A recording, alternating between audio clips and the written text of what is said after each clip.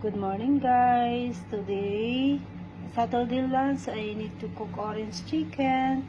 This chicken's 1 kg cut into big chunk like this and marinate with 1.5 teaspoon light soya sauce and 1 teaspoon salt, a pinch of ground white pepper. Chicken lightly cooked with tapioca flour or cornstarch. Juice of 3 oranges. I add 2 tablespoons of sugar, 1 teaspoon white vinegar, half teaspoon salt, and we need 4 teaspoons of water and 2 teaspoons of tapioca flour to thicken the sauce later.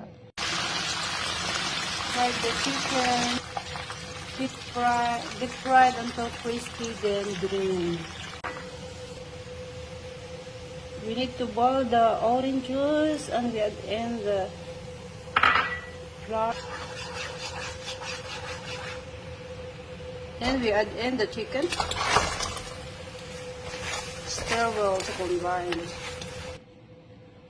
My orange chicken is done. Garnish with toasted white sesame seeds.